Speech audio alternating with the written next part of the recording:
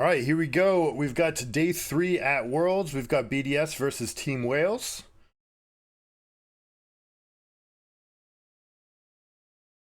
We see our first Alistar making it through ban phase, which is a big sign for BDS. But let's see what we've got. Darius versus Renekton, heavily Darius favored.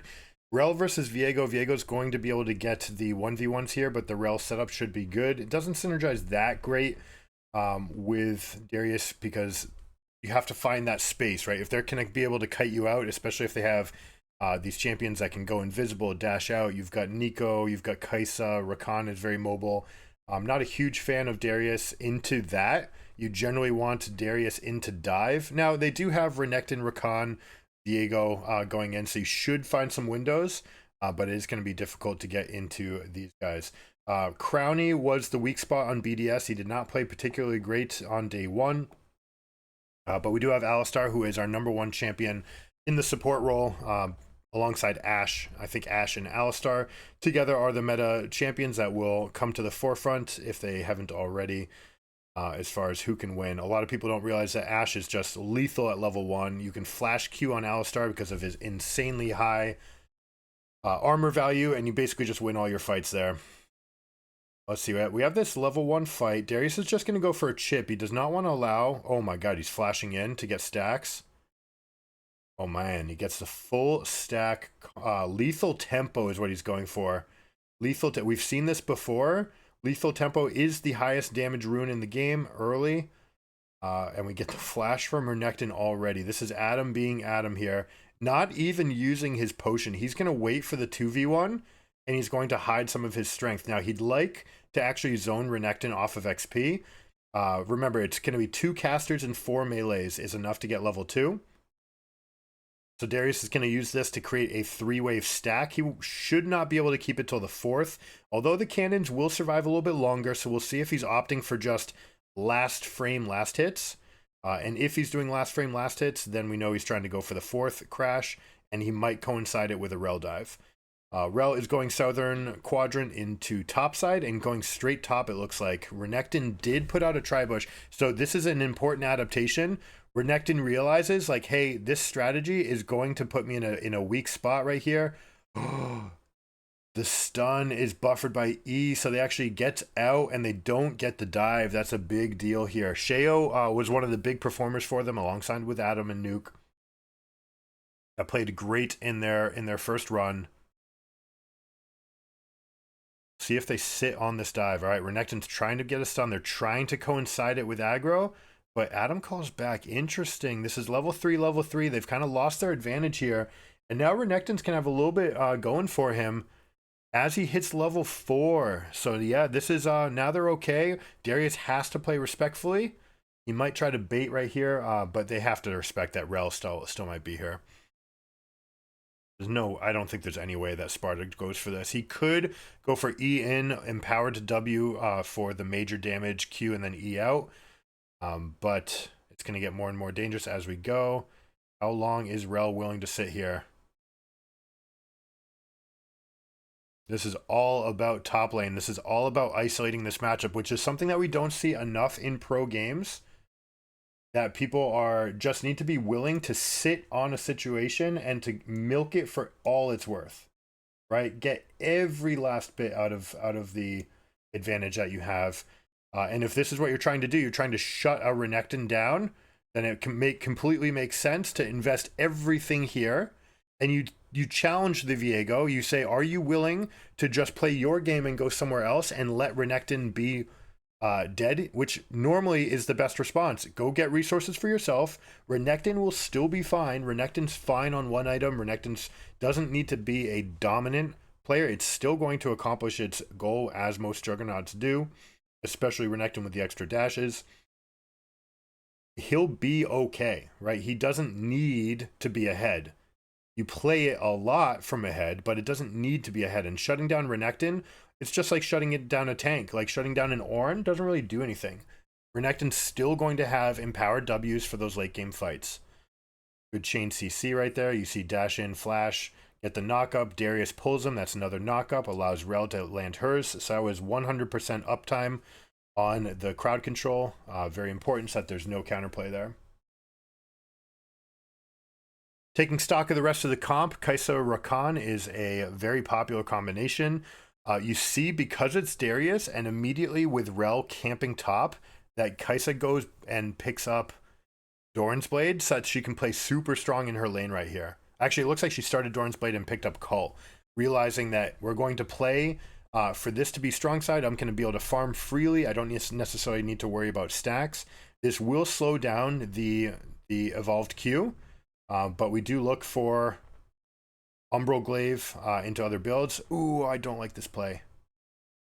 Okay, they could have frozen, and Darius actually could have left, hitting 6, and gone to impact other areas, including invading the jungle.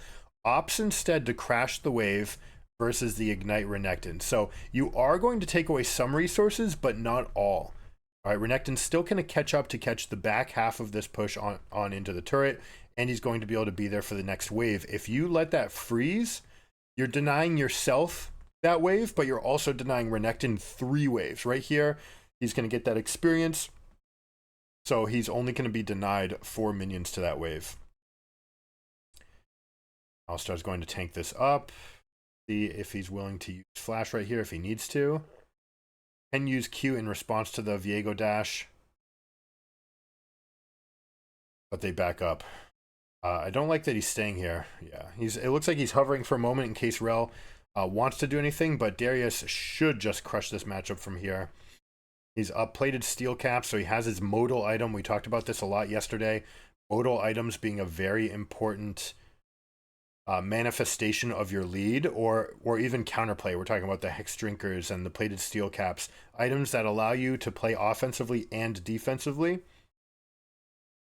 And getting the most effective modal item is often the best way to win your games. Here we go, Empowered Stun. That's an ultimate down from Renekton. Darius is going to light this lane up. He's going to have Prio. He will at least be able to get this control ward dead if he opts for it, or he might be able to go and actually just kill the Renekton, whose ultimate is wearing out. It looks, and based on the way Adam tends to want to play, that he's going to try to take his lead into other lanes, okay? That is the most common thing that he's looking to do. In this case, he uses his Prio to go grab the Juicy Fruit in the river, and now he's going to contest camps. He's going to say, hey, I'm level 7. Does your level 5 Viego want to fight? If so, let's do it. Again, with the plated steel caps, he's not going to be afraid of anything here. We'll see what kind of rotations we get for Rift Herald. Definitely, it's their plan to play strength on the top side. Darius is incredibly strong, so what you should be doing if your team whales here is just leaving your carry and bot. Put your laners, preferably Renekton in mid, and then you get your best wave clear in top. You just push back the wave, you hold mid prio, and then you harass a little bit. You make them take the maximum amount of time, while you then, in turn, go get Dragon, and you get multiple plates for yourself. Oh, this is a mistake from Syndra. Getting knocked up means that she gets hit by the E-Flash from Nico. You saw that nice mechanical usage. And they get the Herald. Okay. This has to go down as a double minus for BDS on macro. They get the Dragon, they opt for recalls, and then Syndra steps up while they're weak. It looks like there's complete dyssynergy on what's going on there.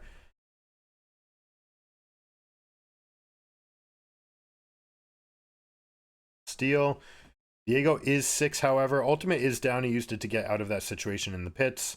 And now we go Adam going for the freeze. He could have done this before. Basically, once you hit 6, you're done on Darius. You can spend the rest of the game, literally the rest of the game, just shutting down Renekton and saying, like, if we're both level 7 for the rest of the game, I mean, I won't be 7. I'll still be soaking up experience, but I'd like to keep this freeze over and over. Renekton's int did get them the Herald, though. I don't actually like this all in necessarily by Rel. This is into the Renekton, but we want to kill Bean. Yeah. Sorry, Beanj. I don't know if that's what he goes for. Oh, he buffers the Q, so even during the knockup, he's got it. This is lethal tempo, though. It's not Conquer, but he wins anyways. All right, that is the best case scenario. You get those full dives, people diving into Darius, even on low resources. Now Ezreal's stronger here, but only for a moment. He can't just step in front of the wave all the time to cast his Q, because Kai'Sa Q is going to deal more damage. But as Ezreal, you're going to get more iterations off of those. And especially if you can get Sheen procs, you're happy taking those trades. And in this 1v1 situation with Rakan roaming, you're happy because Alistar's closer to you. So if you take trades, you're more likely to get the all-ins. Let's check out these fights here. Darius saying, how dare you try to break my freeze? Viego saying, I'm here to help cover the freeze. Oh, it's Aftershock on Rel, of course. That one makes it so strong. Adam hitting the double stack. Very important for himself here. Rakan going for the oh my gosh, 0 for 3. If BDS don't win this game, then I don't know how they're going to survive their mental, but I expect that they've got this in hand. Level 9 versus level 7. This is a true solo queue stomp right here. That guy's bleeding. He's using his refillable. He's dead anyways. 6-0 solo queue Renekton, solo queue Darius strat. My goodness. This is what they like. They like to punish the Renekton pickers. Force you to play a tank. You want to play a tank in this meta? Go for it. That's what BDS is challenging you to do. We're going to play Sett, Garen, Olaf. If you play a tank, like Olaf's coming to town and just going to rip you apart. 6-0 has the Bramble Vest to cut off some of the healing. Also, like we said, modal item. This is defensive and offensive into Renekton. If you are just a Thresh, Bramble Vest is useless. No one's going to be attacking you as a Thresh, and you don't need to care. All right, Thornmail maybe as like a Shen, people with taunts. Those are the people that tend to get the Thornmails. This is going to be a Bramble, and then you complete the rest of your build, and then you can come back. Maybe you actually just allow it, but in this game with a Viego and a Renekton top, tons of healing, tons of AD, you're happy to let them brick into that Bramble Vest all game long. It's one of those items like Nullifying Orb, or Oblivion Orb, like Bami's Cinder, that they are just totally fine as medium components. You don't need to do the rest. Now, the one weakness that they had was that they did give up this Rift Herald, which means 3 plates are going over to Team Wales. What can they get in return? I do like seeing the Umbral build. This is going to be another Serrated Dirk, most likely. So you get the instant evolve as Kai'Sa. You hit level 9 plus a Umbral plus Serrated Dirk, and you're already there. She's already completed the Cull as well, which means that when she backs, I think she got access to those plates, right? So with those plates, she should be able to springboard herself into that next Serrated Dirk.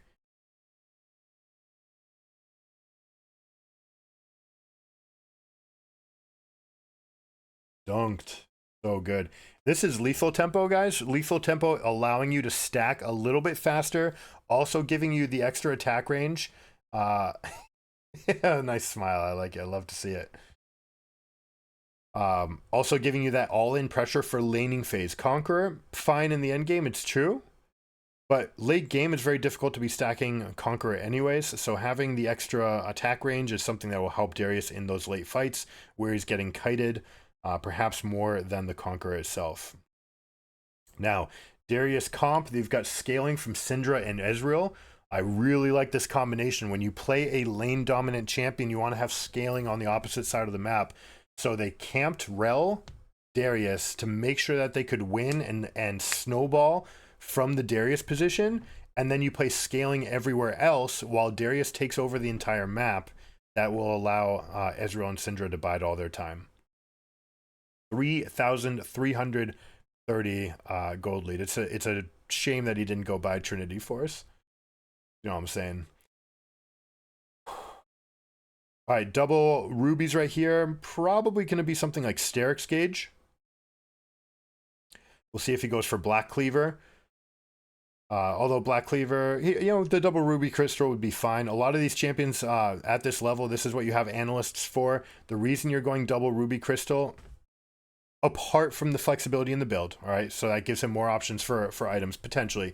But compared to Kindle Gem, the ability haste is the worst stat in the game. All right, ability haste and anti-heal are the worst stats. Ability haste does scale very well. Does scale very nicely, but double ruby crystal gives you enough of a health advantage for snowballing. So when you're snowballing, you're going to see these people pick up double crystal way more often.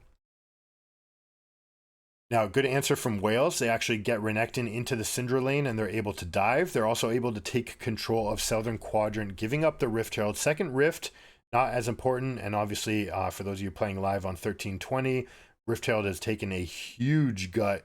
The plates, the amount of gold in the game has gone down significantly. Adam said, this is a mistake. You can't actually deny this cannon, so you might as well actually go and push the rest of the wave in. There's no actual real rush there. Sometimes what they're doing is they're trying to let the turret kill the cannon, and by killing the cannon, you're just taking away access to 100 gold and experience. And you use that to continue your snowball, right? Every little bit helps. But in that case, that wave was always going to be pushing in. There's nothing that you can stop it. Will it be a hull breaker? Interesting. I think it's going to be Sterix Gauge. I believe Darius wants to group. But let's see where he ends up going with the rest of this build. If you play Hullbreaker, what you're trying to do is create lots of pressure in the side lane. The thing is with this Stridebreaker build, you don't really have all the pushing pressure. So you're not going to be able to get enough off of that. I expect this to be Sterix, that you can come team fight. This is what Adam does. He gets into the middle of the groups and says, I dare your Viego, Renekton, Rakan to dash into my team. See if you're willing to have the gumption to come after us. All right, for the second Worlds game in a row, we're seeing Duskblade on Kai'Sa. Duskblade giving her that option to dive in. She's going to be looking for ultimate into Q, trying to get a kill.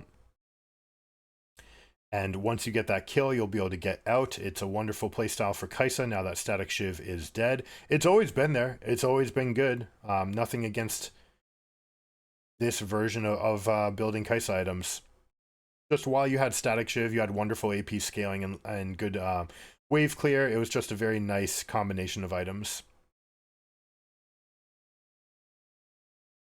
Now let's see, Darius, again, right? In their face, constantly in their face. We're going to pick as many fights as possible. I've got a tremendous lead. I'm level 12. Renekton's 10. I'm on 2 items. Renekton's on 1. Also, we're looking at completed boots. So just the amount of gold in inventory is staggering. And he's going to flex this gold lead. He's not just going to try to go into side lane because you can't get enough pressure just in the side lane. He's going to look to group. They're going to start getting their vision lines relative to where the objective is. Oh, good job by the observers. Good job knowing that Darius is in that bush.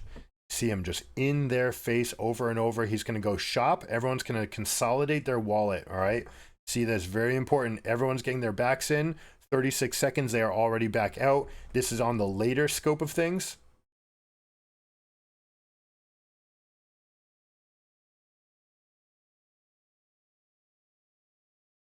Was that not even Darius ultimate?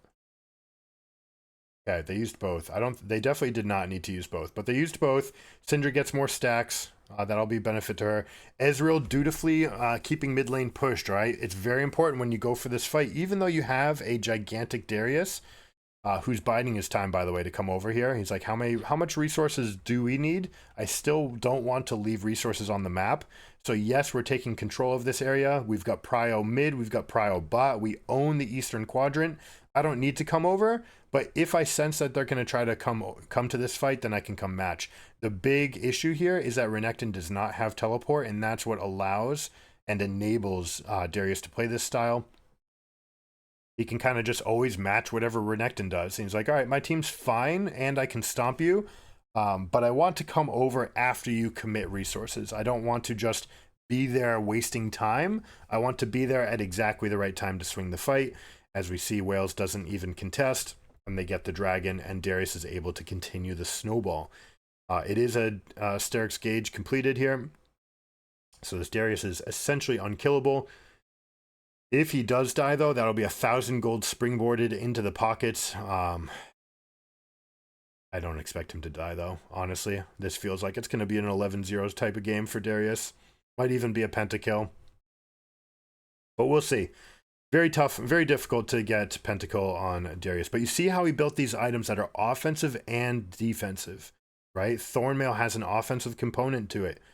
Dealing them extra damage, making sure that they're not healing up. It has the defensive component being stats. Oh, he's going to pick this fight. They're trying to shut him down. This is versus Sterix Gauge.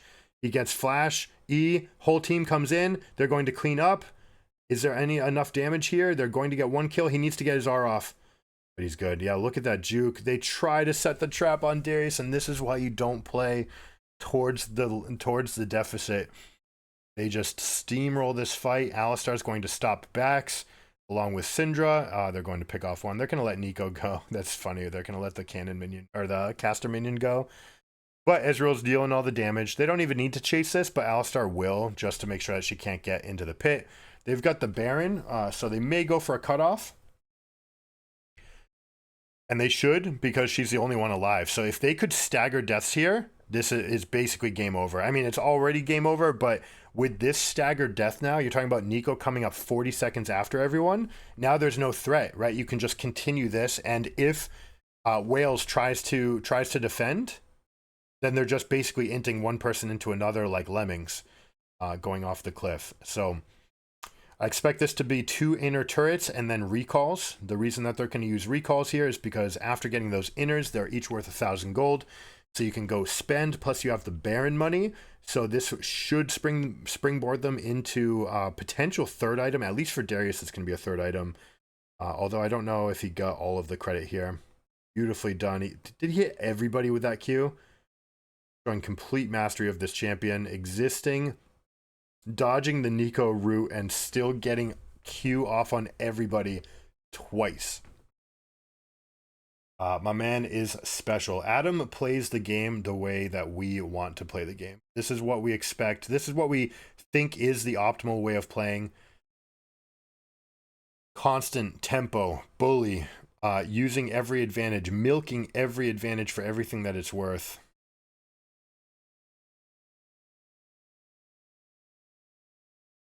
Now that the inners are done, we're going to see adjacent lane pushes. We're going to see fighter in mid lane and 4 bot. This is the standard push. There are some exploits to that. We'll go into those as teams try to defend. Basically, it's hard engage into one, and you have to wedge yourself into a little pocket of vision and see if you can control one little area. But backing yourself into the base right here is generally not the answer. I like that they go for part of the engage. A little peel from Alistar. Sheo is going in because he's Rel. He can sacrifice his life and it's no big deal. But it's not even going to come to that. Alistar just walks in, uses ultimate. They're going to have full control of this. They're also going to cut part of the minion wave that comes in. So mid wave is going to come meet them. Plus they have the Baron buff pushing on this wave. Now, one thing that they did right here, they actually over pushed slightly, meaning that their minions are taking damage from the turret before the team is ready to push. That's something that you generally don't want to do. You want to make sure that you're only coming in when you're ready. Very small thing, but it is a precise thing. And if you're gonna take the game and measure out exact minions advantages in level 1 and 2, for example, this is the equivalent of that, but for game ending, right? You want to make sure that you have exactly the pressure coming up at the same time. Beautiful game from BDS. Absolute stomp from the top lane. I don't expect to see Darius make it through the bans.